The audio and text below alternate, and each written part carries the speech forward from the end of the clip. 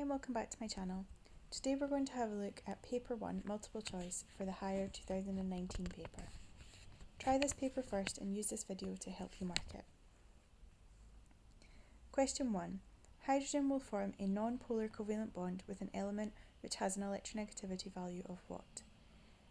This will require you to have a look at page 11 of your databook. To have a non-polar covalent bond, the element needs to have the same electronegativity as hydrogen. Hydrogen has an electronegativity of 2.2, making C our answer. Question 2. Which of the following is a polar molecule? For something to be a polar molecule, it needs to have both polar bonds and be asymmetrical. This means that you need to be familiar with the shapes of each of these. Carbon tetrachloride has a tetrahedral shape. So whilst this has polar bonds, they are arranged symmetrically around the carbon. Therefore, this is not a polar molecule. Ammonia has nitrogen with 3 hydrogens in a trigonal pyramidal structure.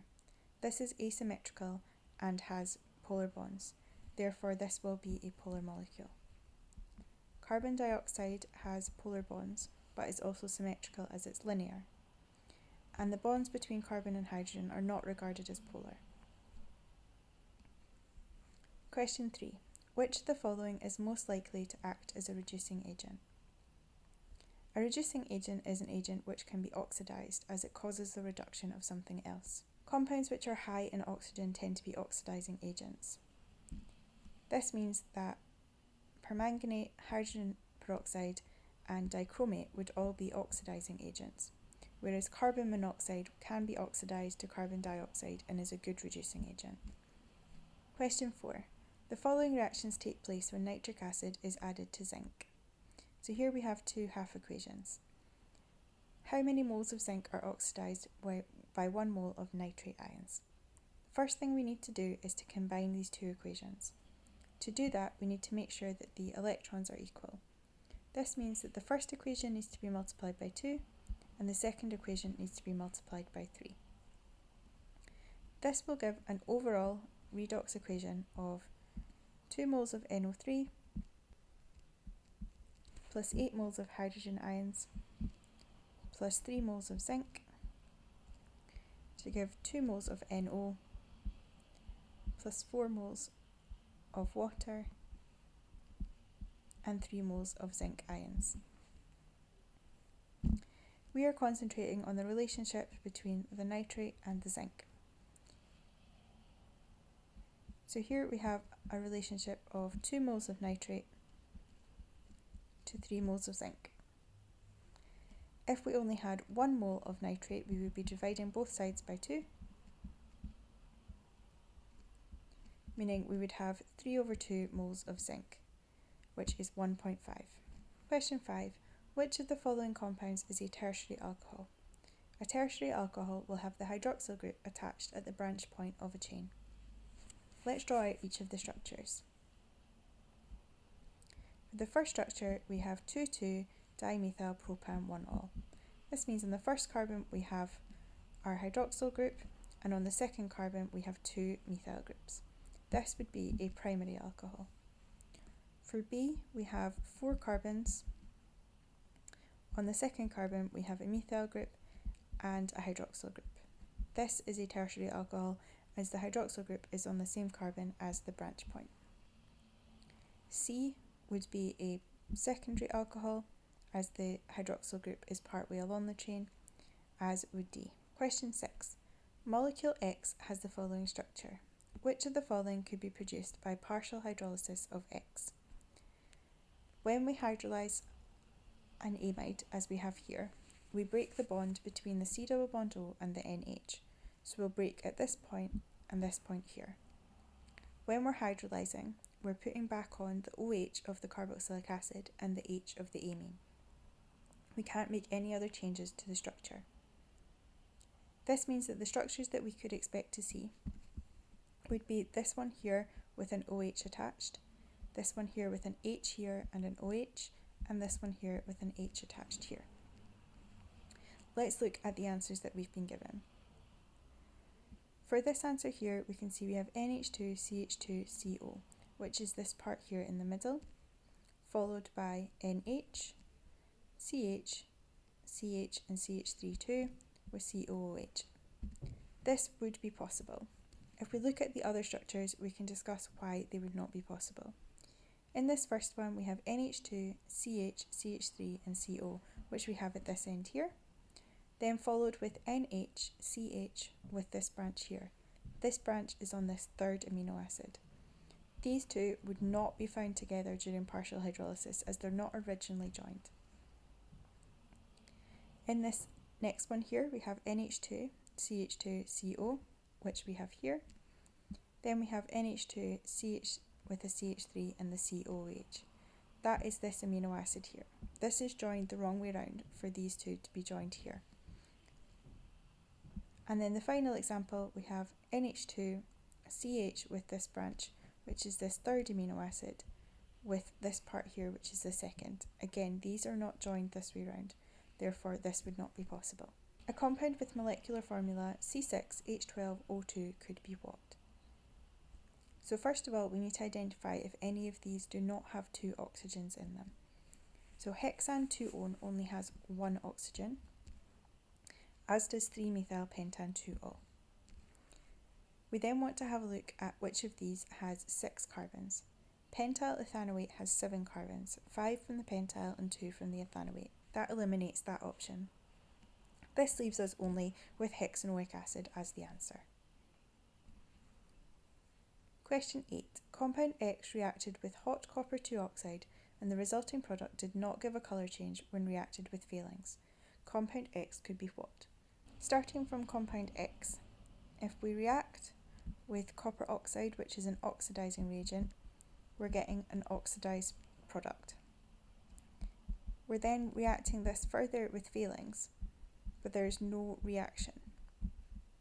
This implies that we started with some sort of alcohol for it to be able to be oxidised, but it cannot be oxidised further. Therefore, our product in the middle must be a ketone, which means we started with a secondary alcohol. If we have a look at the options that we have here, we have a primary alcohol, a secondary alcohol, a ketone, and a carboxylic acid. Pentan 2-ol is our secondary alcohol, as the OH group is partway along the chain. Question 9. The structure of pivalic acid is shown. Which of the following is the correct systematic name of pivalic acid? You need to find the longest chain of carbons starting from the carboxylic acid group and number them from there. That is 3 carbons, therefore this is based on propanoic acid, so we can eliminate both A and B. We then need to name the branches. There are 2 branches, both with 1 carbon, so they're both methyl branches. Therefore 2,2-dimethylpropanoic acid is the answer, D. Question 10. The table shows 4 compounds that contribute to the aroma of spices. Which compound is not derived from a terpene?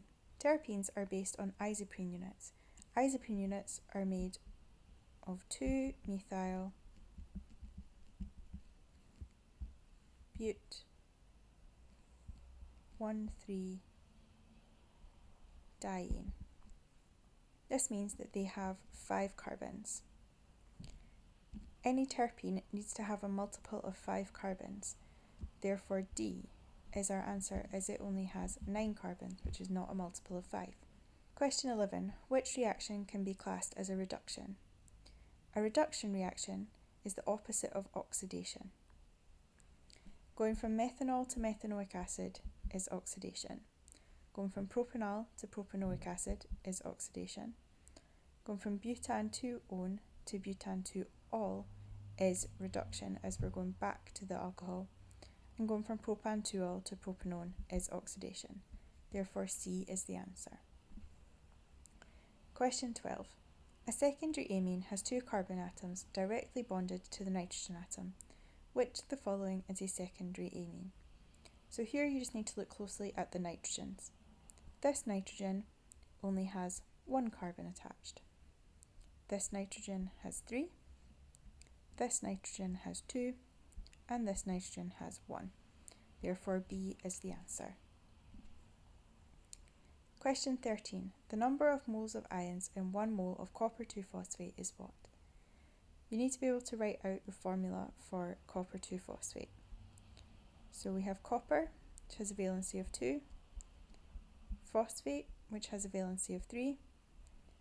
We swap these over.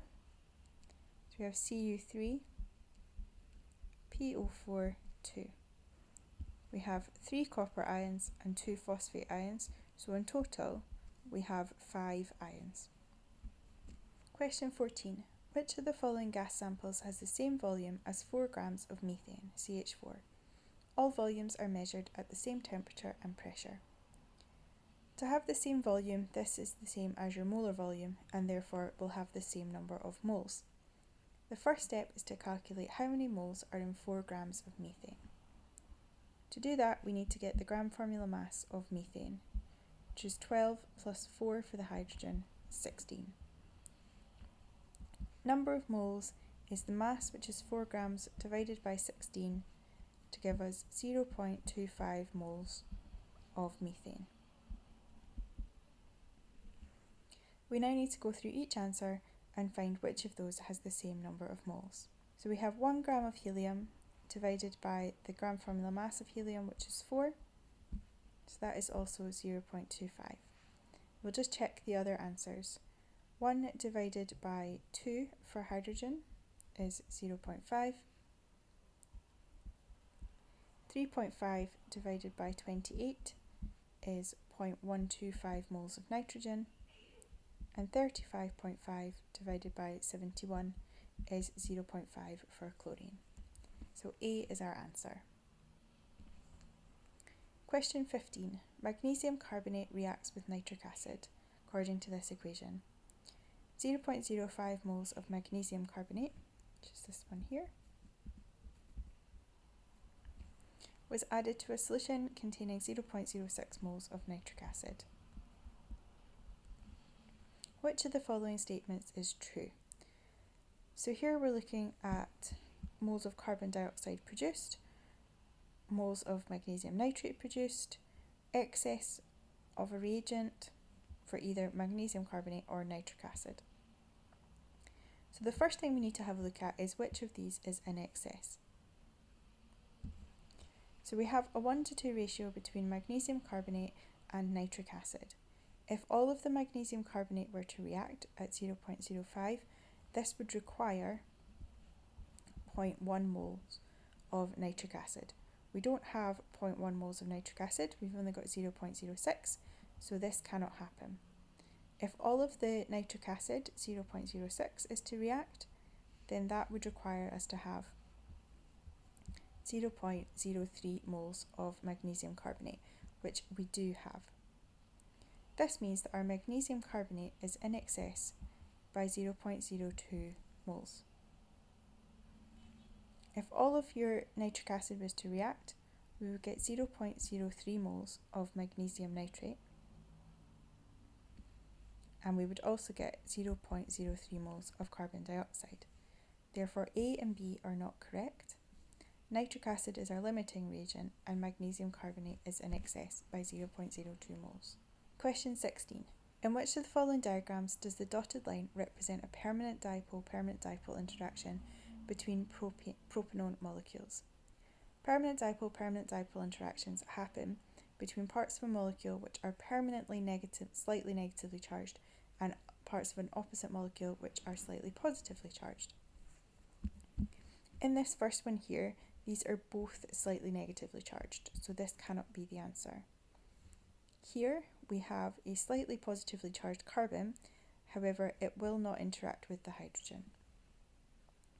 Here we're showing a London dispersion force between the two hydrogens, and in D we have a slightly positively charged carbon and a slightly negatively charged oxygen. These are permanently in this arrangement, and therefore this is a permanent dipole interaction. Question 17. Iron can be produced from iron 3 oxide. The atom economy for the production of iron is what? So at the front of your data book you have an equation for atom economy.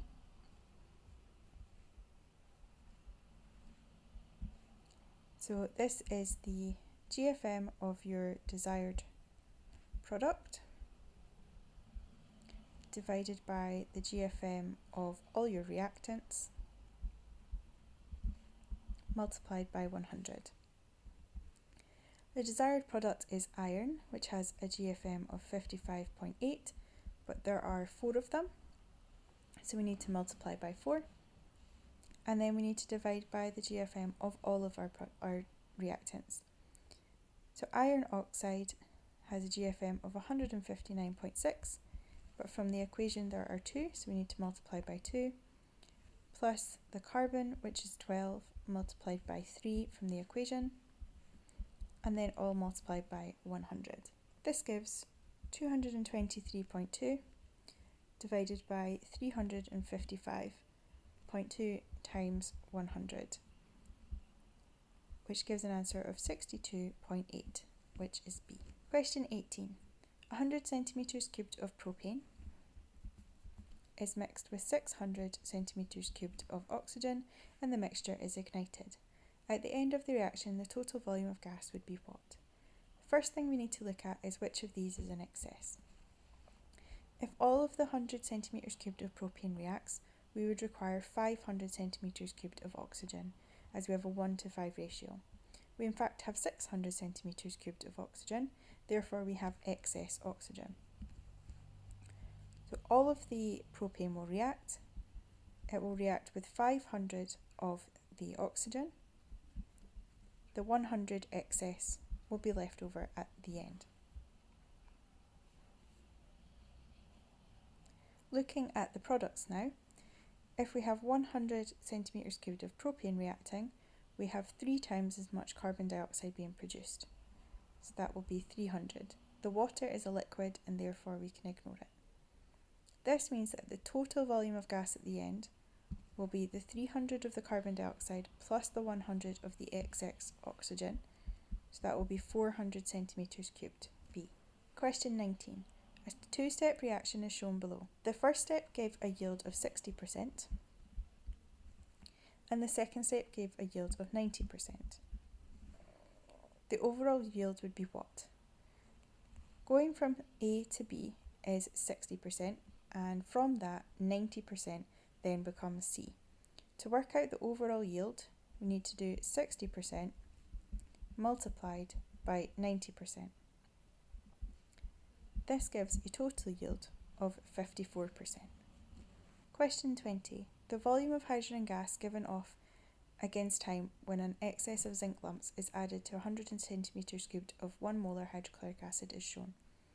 Which of the following graphs would show the volume of hydrogen gas given off when excess zinc powder is added to 50 centimetres cubed of 1 molar hydrochloric acid? If we're changing the zinc lumps for zinc powder, this means that the reaction will be faster. This means that the reaction graph will then be steeper. Therefore, we can eliminate B and D. A and C have steeper lines at the start. If we've changed the 100 ml of acid for 50 ml of acid, we will now get half as much gas produced. This means that C will be the graph that we will get. Question 21. Consider the reaction pathway shown below. So going from W to X gives an enthalpy change of A, but you can also go via Z and Y, giving enthalpy changes of B, D and C. And we're looking at Hess's law. So for Hess's law, the enthalpy change going from W to X does not matter what pathway you take. This means that pathway A would be the same as adding together B, D and C. We need to rearrange this to be in the form of B. So here we'll have B equals A minus D minus C, giving A as our answer. Question 22. Which of the following is not a factor that affects the rate of reaction? A, activation energy, is the minimum energy that is required by reacting particles to be able to react. If you increase activation energy, then the reaction rate will be lower. B, the kinetic energy of reactant molecules. The faster the reactant molecules are moving, then the faster the reaction will be. C, the concentration of reactants. If this is increased, then the rate of reaction will also increase. D, enthalpy change, is only dependent on the reactants and the products. This has no impact on the rate of reaction. Question 23. In which of the following reactions would the yield of product be increased by lowering the pressure? For this, we're looking at Le Chatelier's principle. Whatever we're doing to the reaction will try and oppose. If we are lowering the pressure, then the reaction will move to the side which has more gas molecules to try and increase the pressure back up again. In A, we have equal gas molecules on either side, therefore a change in pressure will not affect this. For B, if we decrease the pressure, then the reaction will shift to the left, as this has more gas molecules. There are 4 on the left and 2 on the right. This means that we will increase the number of reactants rather than products. For C, if we lower the pressure, then the reaction will move to the right. This is because we have 2 moles of gas on the right but only 1 on the left. This will increase the yield of the product. For D, if we were to lower the pressure, then this would move the reactants to the left. Question 24. The graph shows the distribution of kinetic energies for a reaction involving 2 gases. Which graph would show the effect of increasing temperature? So here we have a classic shape for our kinetic energy graph, also showing the activation energy. The activation energy does not change. This means that we can immediately eliminate C, as the activation energy has been moved slightly to the left. When we increase the temperature, we cause the peak of the graph to move slightly to the right. This means that A is our answer. Alkenes react with ozone to form ozonides, which can be decomposed to give carbonyl compounds. Which of the following alkenes would produce a mixture of ethanol and propanol? If we look at the reaction above, we can see that essentially we are breaking the alkene at the double bond and replacing this with a C double bond O on each carbon. If we draw out ethanol and propanol, then we can see what needs to be joined together to make our reactant. Ethanol has 2 carbons with a double bond. Propanol has 3 carbons with the double bond on the middle carbon. Working backwards from here to the starting point, we can see that we need to join these together and take out the oxygens. So we'll end up with H, with the CH3, C double bond C, to a CH3 and a CH3. We then need to compare this diagram to the ones that we have here. In A, we can see that we don't have the 2 CH3 groups that are required on the end carbon. In B, we also don't have the 2 CH3 groups on the end carbon. In C, we have the 2 CH3 groups, but we only have H2 rather than a CH3 on the other side. And in D, we have our CH3 group, we have the H, or the C double bond C, and then we have the 2 CH3 groups. Therefore, D is the answer. Thank you for watching my video. I hope that you found it helpful. Please remember to subscribe and ring the bell to be notified of new videos. You can also follow me on Twitter at MissAdamsChem and Instagram MissAdamsChemistry for updates on new videos and flashcards throughout the year. Bye for now!